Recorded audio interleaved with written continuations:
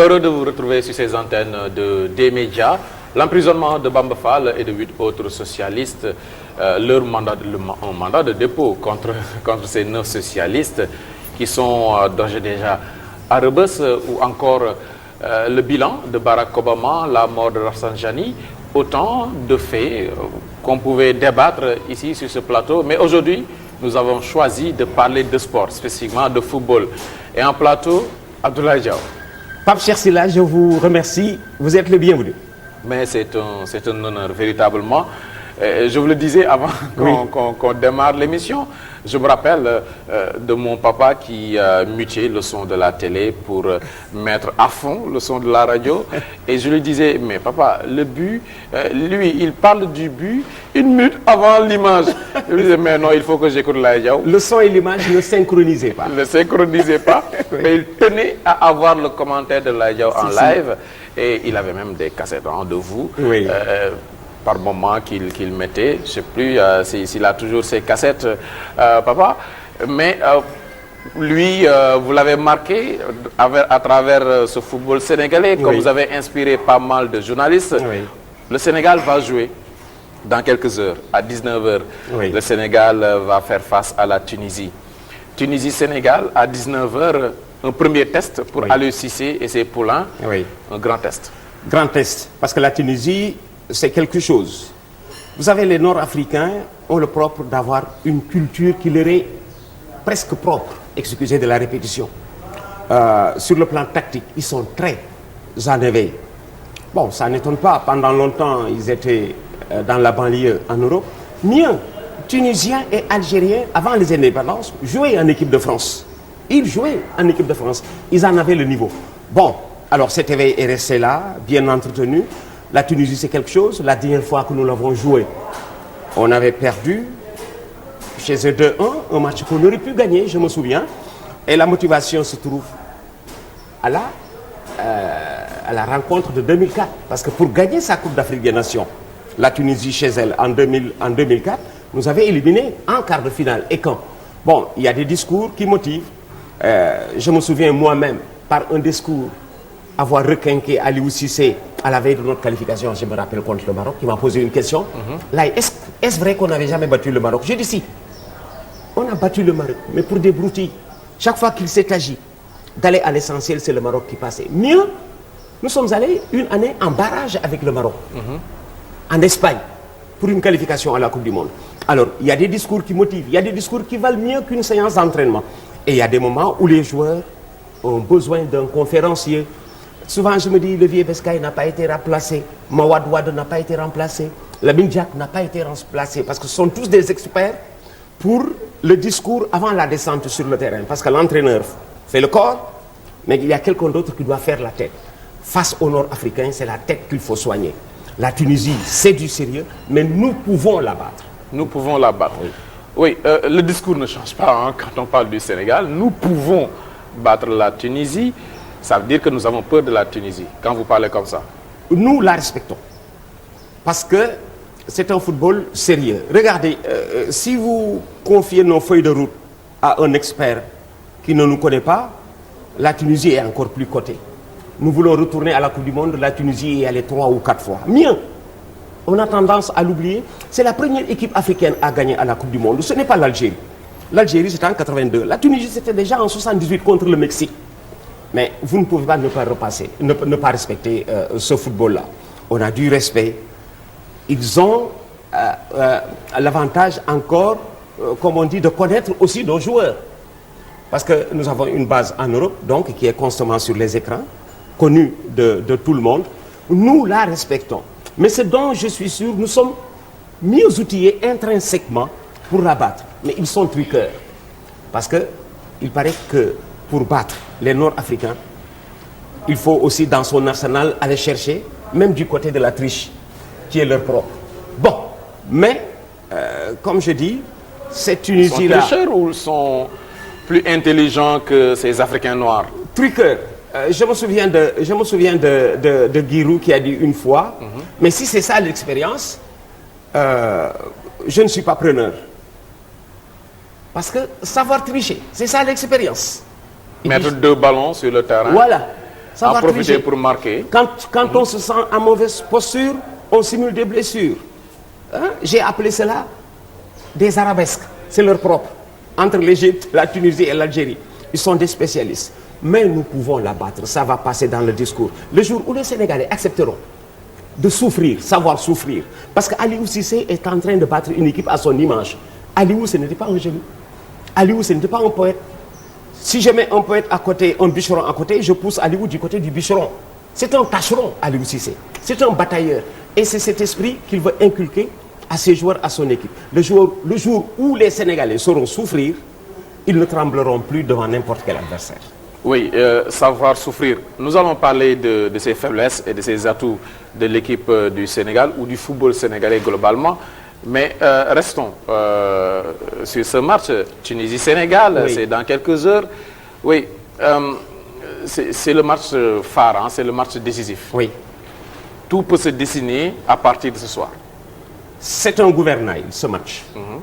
C'est vraiment un gouvernail. Qu'est-ce que j'appelle un gouvernail? C'est un match qui va décider de la suite de notre carrière dans cette Coupe d'Afrique. C'est important de gagner un premier match. C'est vrai, on avait gagné aussi notre premier match en 2015. Contre le Ghana. Contre le Ghana. Oui, contre le Ghana, on l'avait réussi. Oui. Pourtant, la suite n'avait pas donné grand-chose. C'est vrai. Ça fait 5 CAN, 5 Coupes d'Afrique des Nations que ce Sénégal rate de manière lamentable. Oui. C'est parce que les Sénégalais entrent dans la compétition à pas feutrer. Il faut y entrer avec un esprit de conquérant. Le Sénégalais n'est pas conquérant. Voilà. Il aime le style léché. Nous ne sommes pas des compétiteurs. Voilà. Ablaye Matar l'a dit, nous sommes de bons joueurs, nous ne sommes pas encore des gagnants. Nous avons de bons joueurs, mais pas encore de gagneurs. Cultiver la gagne chez le Sénégalais. La compétition chez le Sénégalais.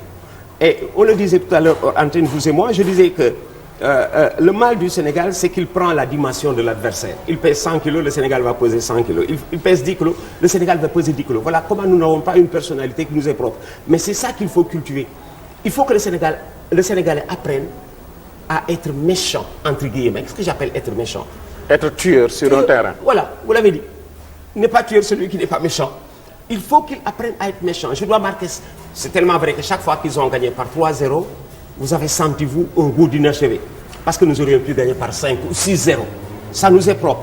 C'est depuis notre style de déséquilibre, mais il faut que nous apprenions vraiment à jouer, comme on dit, la tête dans le guidon, gagner très tôt les matchs et devoir gérer le reste.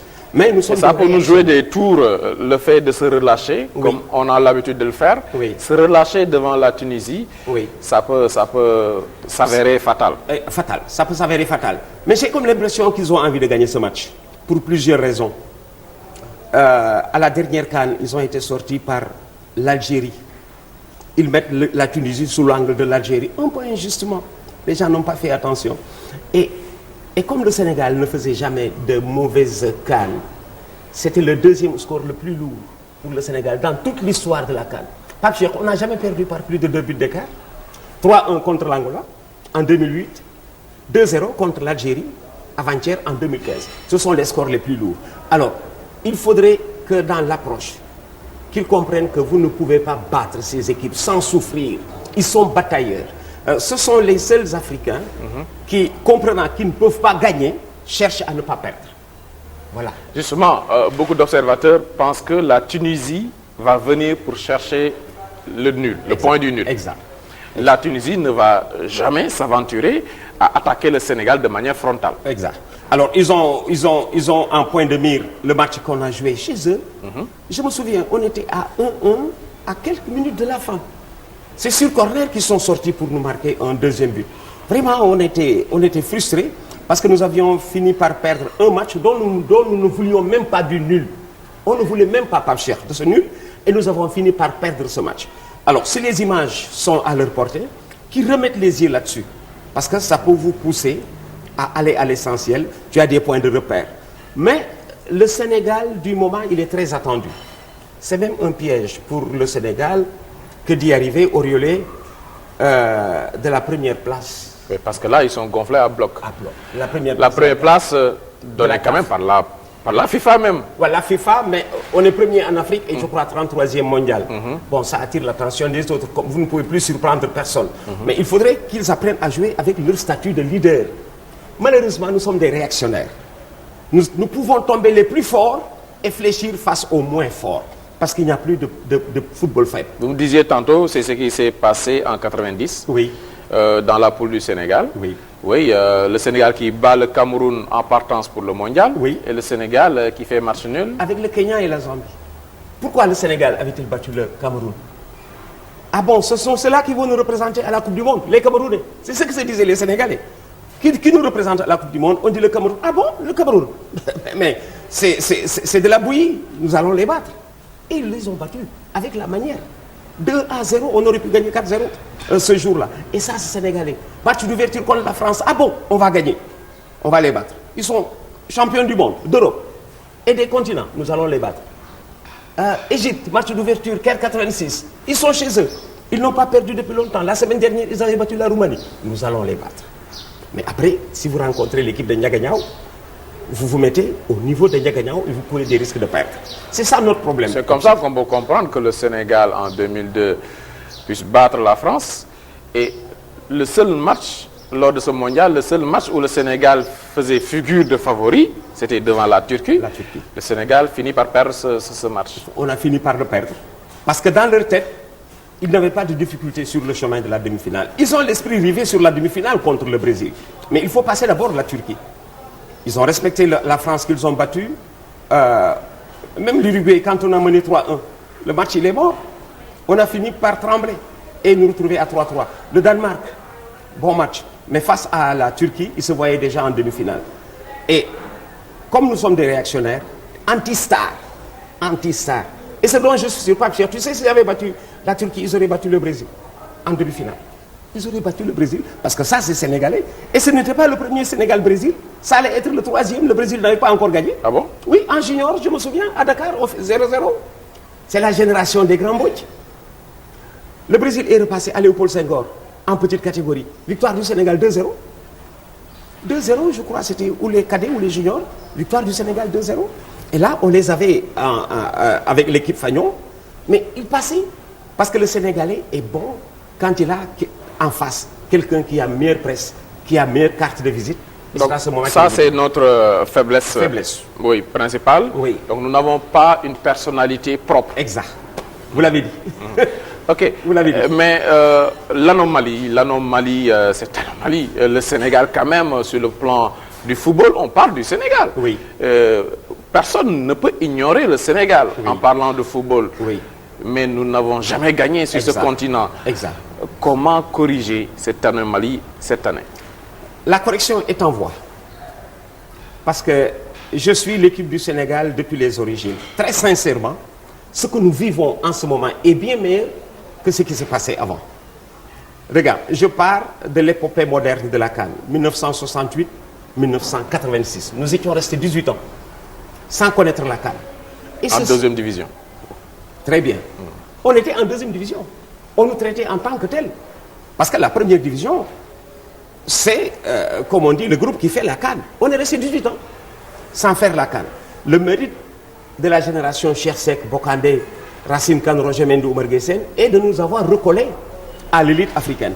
Depuis, on est régulier, si vous faites attention. Depuis, on est régulier. Il nous est arrivé d'aligner 2 CAN sans qualification, 96-98. Après, on est revenu, etc., etc. Maintenant, même si on ne se qualifie pas à la Coupe du Monde, c'est un tout petit peu la catastrophe. Cela veut dire que l'équipe est en train de grandir. Le football sénégalais est en train de grandir, Pape Cheikh. Tellement vrai qu'il est respecté sans rien gagner. Il n'a jamais rien gagné.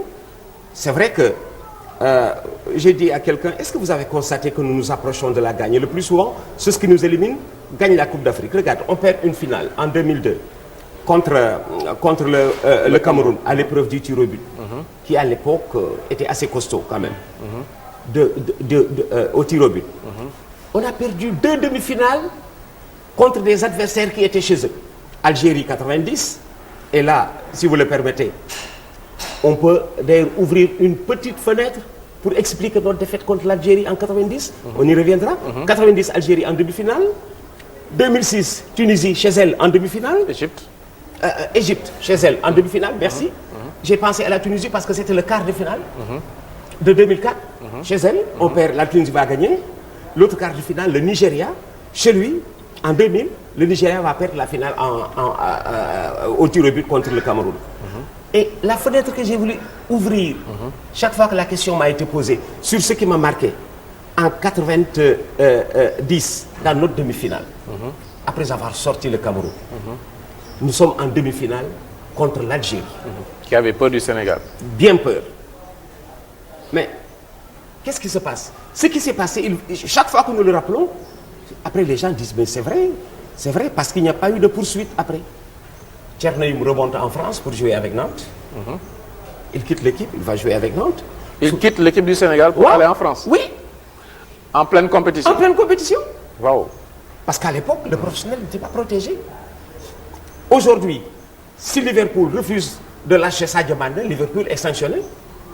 Même s'il y a un retard accusé, rien que dans le stage, Liverpool peut être sanctionné. Alors Tchernoïm quitte pour aller jouer avec Nantes.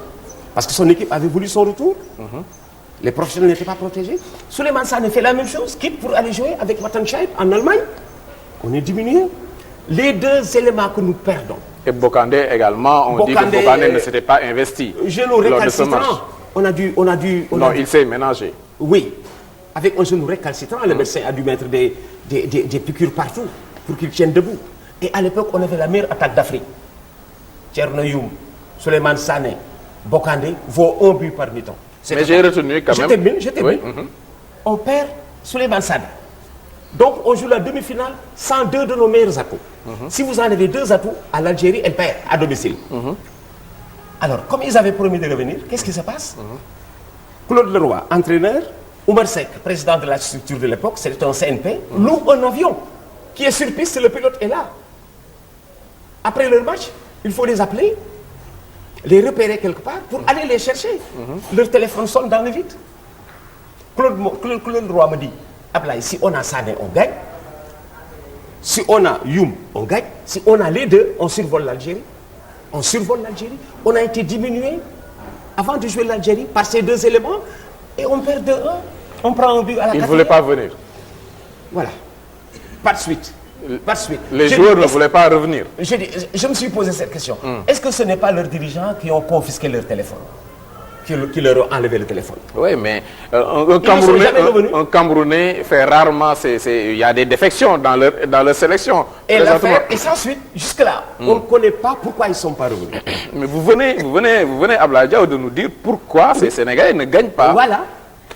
Ils ne sont pas revenus. Il n'y a pas ce patriotisme qu'on voit chez un Ghanéen, chez un Camerounais, chez un Ivoirien. On ne le voit pas chez le Sénégalais. Mais on l'a dit tout à l'heure en résumant le manque de succès des Sénégalais par leur manque de combativité. Ils ne sont pas des compétiteurs. Ils oublient tout de suite le match. Et les entraîneurs également nous jouent des tours souvent. À l'époque, l'histoire retiendra que Claude Leroy avait dit publiquement qu'il attend 92 pour le trophée. Oui. 90, c'était simplement une mise en jambe. Oui. Bon, Claude étant un professionnel, il dit que cette équipe, tout de suite en Algérie, je ne sais pas s'il vouait le maximum de respect à l'équipe d'Algérie, mais on aurait pu gagner cette... mais c'est vrai que pour gagner la... Même Claude Leroy est protégé par le non-retour de Sané et de Youm. Il vous dit, ce sont des professionnels. S'ils ne reviennent pas, personne ne trouve à dire. Et c'est ce même Sané qui retient son fils en Allemagne. Ce n'est pas une surprise alors. Mais là, je suis d'accord avec lui. Vous savez pourquoi? Le roi Sané est né en Allemagne. Il a grandi en Allemagne, etc., etc. Il y en a qui sont revenus. Il y en a qui sont revenus comme les Habibé, comme les Sylvain Ndiaye, qui sont revenus de mère française aussi. Bon, mais pour ce coup, c'était plus dur avec Ibouba. De père et de Sénégalais, de père sénégalais, de mère sénégalais, le père était capitaine de l'équipe nationale. Il n'est jamais revenu. Je dis bon, laissons passer, on aura quelqu'un d'autre. C'est après qu'on a eu Henri Camara. Il y a des moments où il faut accepter de laisser le jeune homme s'épanouir là où il est né, avec le roi Sané. Je crois que c'est un excellent choix. Mais moi, j'ai eu à prendre une telle décision pour des basketteurs que j'ai trouvés au Qatar. Des Sénégalais que j'ai trouvés au Qatar. Je leur ai dit jouer. Jouer pour le Qatar. Qui vous demande de jouer, qui vous propose la nationalité qatari. Pour des raisons sociales. Voilà, voilà. Abdoulaye Diaw, sur ce plateau de Toute la vérité, une courte pause, c'est un principe de l'émission. Oui. Pour de la pub. Oui. Et nous revenons. Très bien.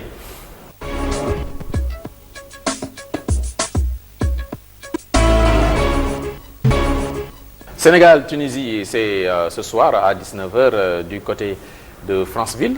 Au Gabon, Sénégal-Tunisie, un match important. Quand on parle de football, on ressasse souvent le passé, ce qui nous est reproché, nous autres Sénégalais. Oui. On aime à rappeler Asmara, on aime à rappeler 2002, la Coupe du Monde, et on oublie de vivre le présent.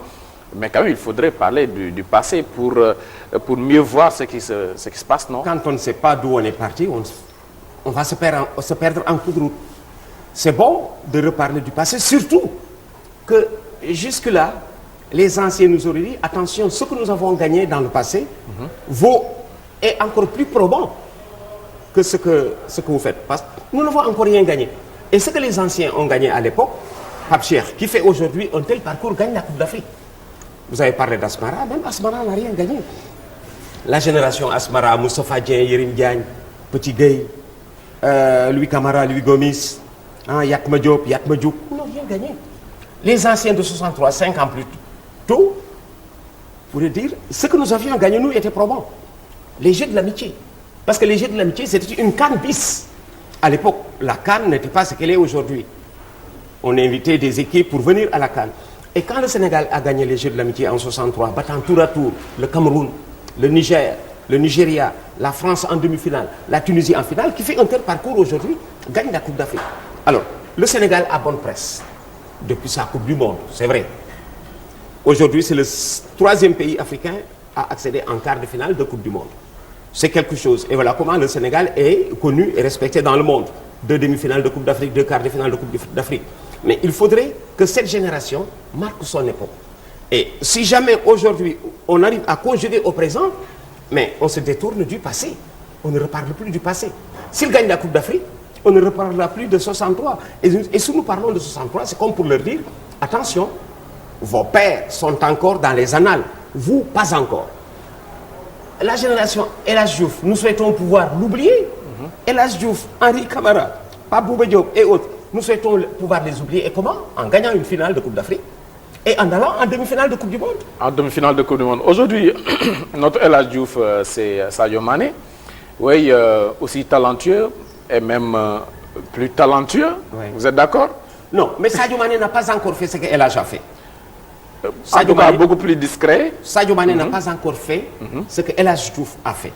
Sadio Mané est en train de mieux faire, en tout cas du côté de Liverpool. De Liverpool, certainement. Parce que El Hadji est passé à Liverpool, et à Liverpool, il vous dirait Sadio Mané a mieux réussi. C'est vrai. Mais c'est vrai que les époques ont aussi changé. Quand El Hadji Diouf allait à Liverpool, j'étais persuadé que ce n'était pas son style. Moi, j'étais persuadé. Il aurait réussi en Espagne, mais pas en Angleterre, où on court, on saute, on se bat. Ça ressemble à du rugby foot, le football anglais. C'est pas son style. Et le pauvre avait la malchance de tomber sur un Gérard Houllier. Oui. On le connaît, Gérard Houllier, avec Ginola, avec pas mal de joueurs. Gérard Houllier, devant l'échec, il a toujours un coupable désigné et ça fait partie de ces joueurs. C'est depuis ce jour que j'ai manqué de confiance en Gérard Houllier. Depuis ce jour que j'ai manqué de confiance.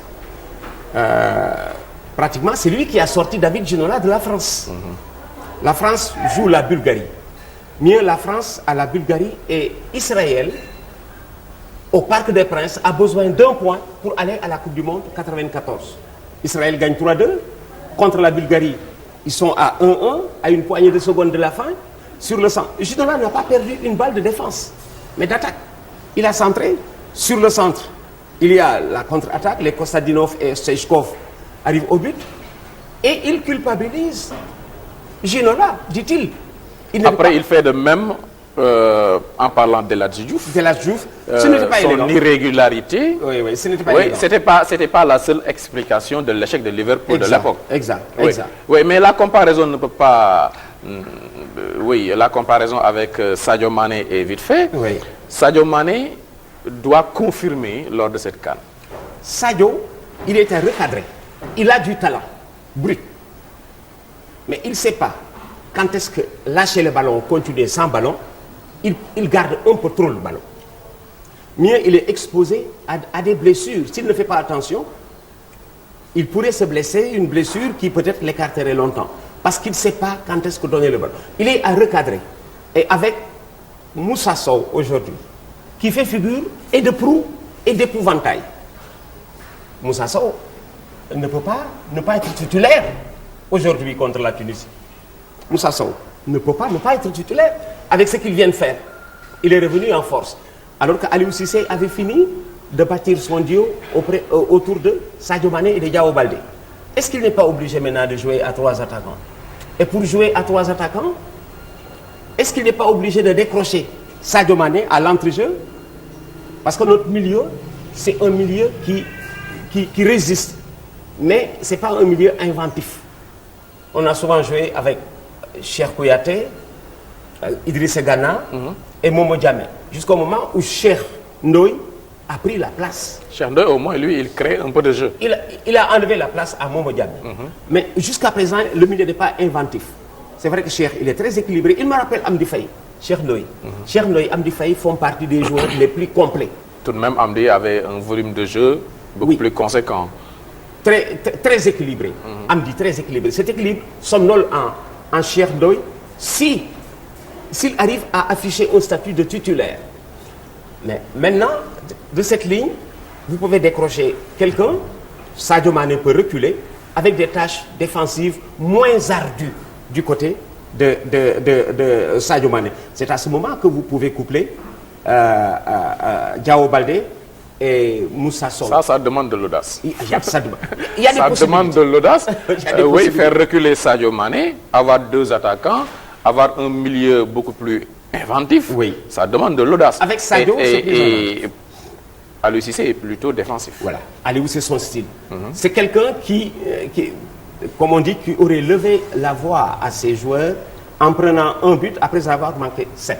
C'est son style. C'est un batailleur.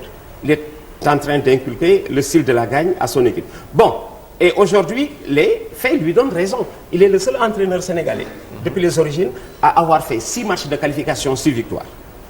6 matchs de qualification, 6 victoires.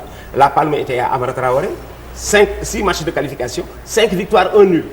Aujourd'hui, il est un tout petit peu mieux perché que Amara. Donc les événements lui donnent raison. Mais il y a qu'il se doit d'être un tout petit peu altruiste. Aliou n'est pas altruiste. Voilà un peu son drame. Il n'est pas bon. Et paradoxalement, Aliou Cissé, son chantier actuel lors de cette CAN, le problème se situe au niveau de la défense. Oui, la défense.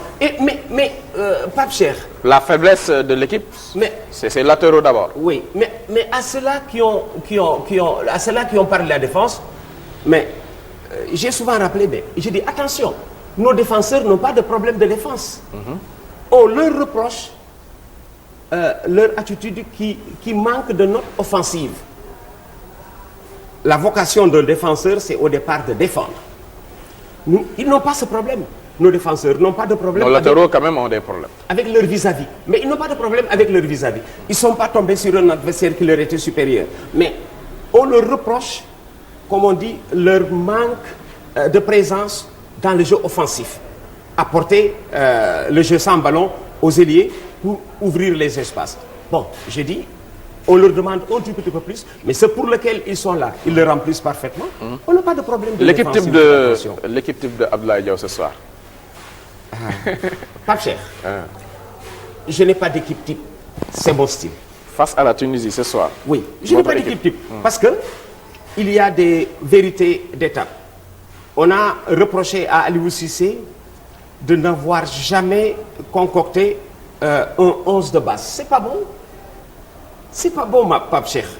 Parce que si vous avez une équipe type, vous manquez 1 ou 2 joueurs, regardez, je vous donne les exemples. Ça réussissait à Bruno Metsu. Bruno Metsu. Il avait son équipe type. Quand Bruno est arrivé, quand Bruno a vu l'équipe du Sénégal en Guinée, pour chercher à l'avoir, l'équipe était déjà réalisée. Depuis longtemps par Peter Schnittger, l'équipe était déjà réalisée. Je n'aime pas les équipes types. L'interchangeabilité. Je vous donne un exemple. On a parlé d'une équipe type du Sénégal. Vous l'avez dit avec 2002 par exemple. Pape Cheikh, personne n'osait jouer le quart de finale Sénégal-Turquie. Ça ne pouvait pas être un choix de Bruno Metsu. Personne n'osait jouer sans Salif Diao et Fadiga. Sous le coup de la sanction, il était obligé de s'en passer. Qui jouent à leur place? Pape Thiaw et Amdi. Quand nous battions la Suède. Salif et Fadiga n'étaient pas là. Bruno est allé chercher. Et beaucoup n'avaient pas compris pourquoi Amdi Faye n'avait pas joué le match contre la Turquie. Mais dans un groupe de 23, vous n'avez pas de remplaçants. Ce sont des pendants. Moi, je dis, le terme remplaçant, je ne l'aime... Enfin, je ne dis pas que je ne l'aime pas, mais c'est peut-être ça. Parce que ceux qui sont restés sur le banc ont la valeur de ceux qui sont sur le terrain. Il n'y a que 11 qui jouent. Avec les changements, vous pouvez le faire. Mais Amdi et Pape Thiaw ont été regrettés dans notre quart de finale. J'ai rencontré un entraîneur qui m'a dit Bruno avait manqué un tout petit peu de métier. Comment? L'équipe qui s'est qualifiée contre la Suède est à reconduire au coup d'envoi contre la Turquie. En d'autres termes, Amdi et Pape Thiaw doivent prendre le départ et que Fadiga et Salif, qui étaient sous le coup de la sanction, qui n'étaient pas là, doivent encore attendre. Parce que leurs pendants, je ne dis pas leurs remplaçants, parce que ce sont leurs pendants, ils ont la même valeur. J'ai eu à dire quelque part que Amdi Faye était le joueur le plus complet de sa génération. Il a joué libéraux contre la Tunisie en 2002. Libéraux. Et contre la Suède, si vous voyez en fin de match, alors que l'équipe était fatiguée, une talonnade de Pape Thiaw, il déclenche un tir de 20 mètres du pied gauche. Oui, c'était un sacré joueur. Amdi Faye. Complet. Oui, la colonne vertébrale de cette équipe de 2002, c'était Amdi Faye et Fadiga. Oui, mais vous avez parlé, c'est vrai, d'une équipe qui avait l'habitude de jouer ensemble. C'est passé. Ça passe souvent. Et pourtant, il y avait des joueurs valeureux qui attendaient. Habib Beye a tardé à entrer dans l'équipe. Même Amdi n'avait pas la place qu'il méritait dans cette équipe. Et il y en a d'autres, Matar Ndiaye. Je me souviens j'ai entendu Amdi hier dans un reportage qui disait que contre la Turquie, Bruno avait oublié qu'il y avait encore des joueurs frais qui étaient Matar Ndiaye et Sylvain Ndiaye, qui auraient pu entrer dans ces matchs pendant que était frisée la saturation. Je suis tombé sur un entraîneur national, celui qui avait l'équipe au milieu des années 60, entraîneur national, qui me dit, mais Ablaye, vous avez raté une demi-finale de Coupe du Monde. Si vous changez de joueur tout de suite, vous gagnez contre la Turquie. L'équipe avait besoin juste de fraîcheur. Faire entrer un ou deux joueurs et vous gagnez. La Turquie qui a changé a gagné. Bon. Oui, ça arrive, c'était une parenthèse. Oui. La question c'était l'équipe de ce soir. Oui, en attaque c'est sûr, Moussa Sow, vous dites.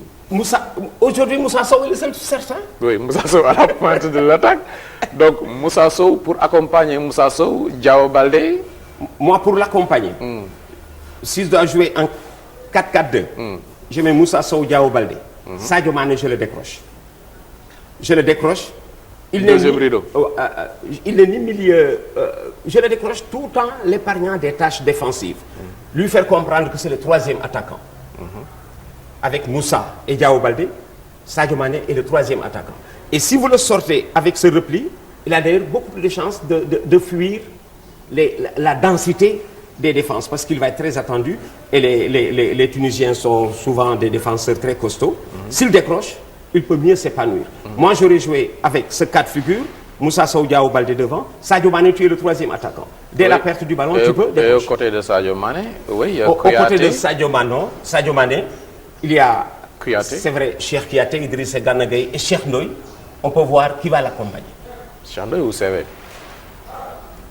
J'aurais mis Cheikh Ndoye, parce que CV revient juste en forme. Il n'a peut-être pas pris au match de classement, il relève de blessures, il va manquer de rythme, et il a besoin un tout petit peu de rester derrière et de regarder l'équipe jouer un match important. Sur les côtés, Gassama, Salou 6 ou bien Cherben? Salou 6, Gassama, comme latéraux. Salou 6, Gassama, Lamine Gassama, ou peut-être Zarko. De ce côté-là aussi, on est riche. Et c'est Zarko qui nous enrichit, qui peut jouer à droite.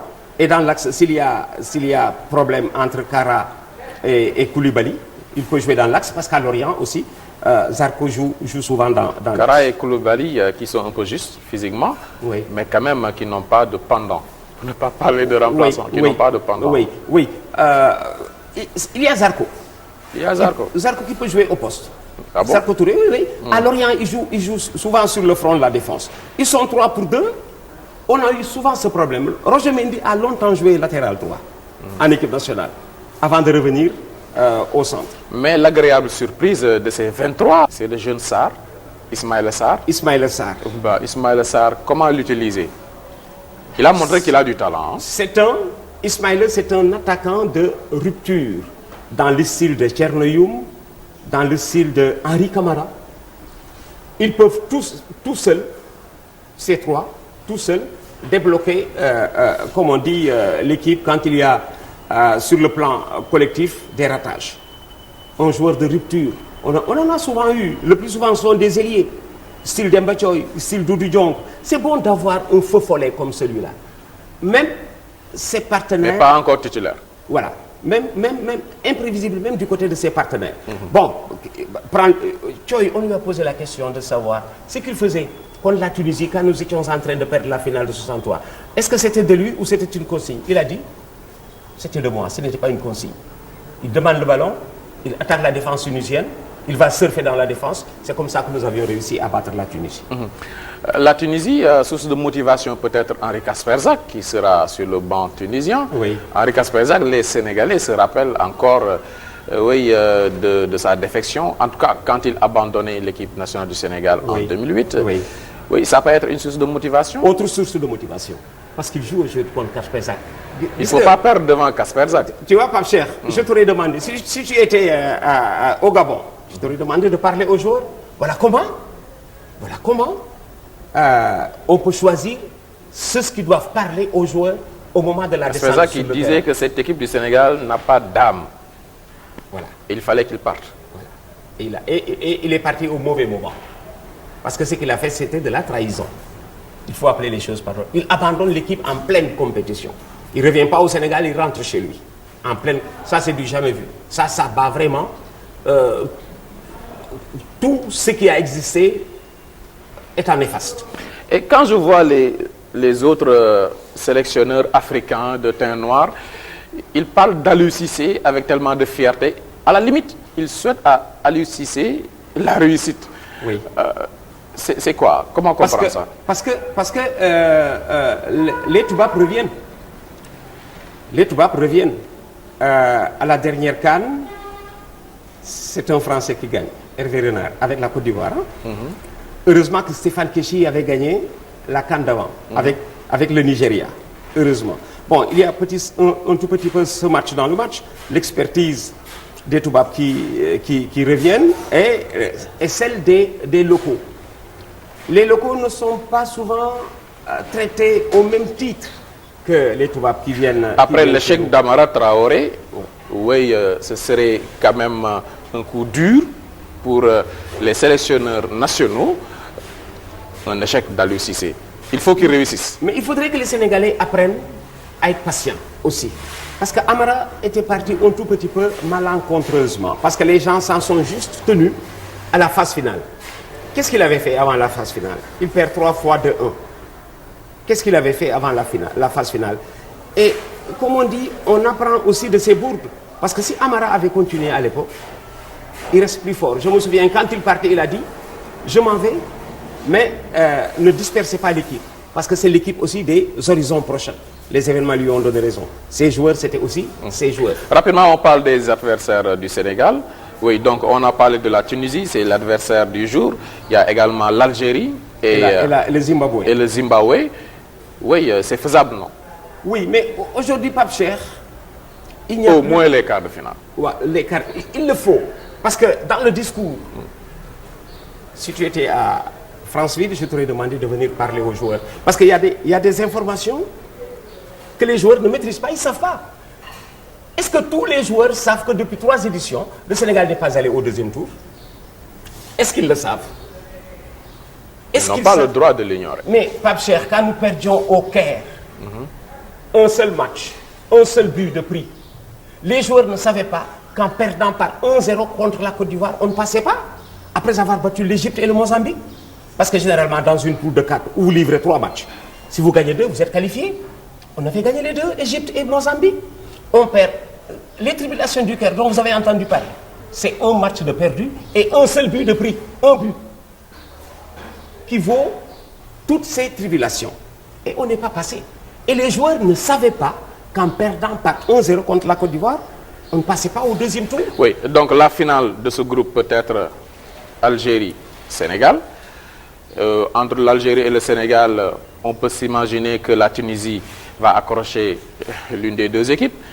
Donc il faudra faire le plein devant la Tunisie et le Zimbabwe, non? Parce que je disais, c'était là le plan de marche du Sénégal. Le plan de marche du Sénégal lui était un tout petit peu favorable. Parce que l'adversaire supposé le plus difficile, l'adversaire que je crains le plus, supposé le plus difficile, nous allons le jouer en dernier lieu. Oui, c'est ce qui s'était passé lors de la dernière CAN. En 2015. Oui, on avait gagné le Ghana. Ensuite, Fait match nul à avec la l'Afrique du surprise générale, le Français Giresse change totalement l'équipe. Oui. On fait match nul face à l'Afrique du Sud. Oui. Et l'Algérie, L'Algérie nous bat 2-0. 2-0. L'Algérie nous bat 2-0. Je disais que c'était une des défaites les plus lourdes. Mais là aussi, ce but-là avait été programmé. Parce qu'il y a aussi des images que les gens oublient. À 1-0, quand l'Algérie a mené 1-0, nous avons sacrifié le prochain but. Parce que c'est le prochain but qui nous qualifie ou qui nous élimine. 1-0 ne nous qualifie pas. Parce que l'Algérie va passer. Si nous revenons à 1-1, nous nous qualifions. Nous avons joué sur ce but, ou nous le marquons, ou nous le prenons. Nous avons pris les risques. Est-ce que vous avez encore en image le maillot de Mame Biram Diouf, accroché par le défenseur algérien, qu'il a taillé en haillon? L'arbitre ne siffle pas, en pleine surface de réparation. Le maillot en haillon.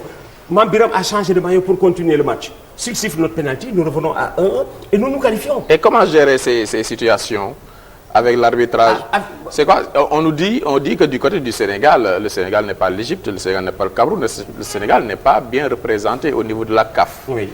C'est l'explication donnée. Oui, bon. Elle est valable, elle tient la route. Il est bon de jouer aussi contre l'arbitrage. Comment jouer contre eux?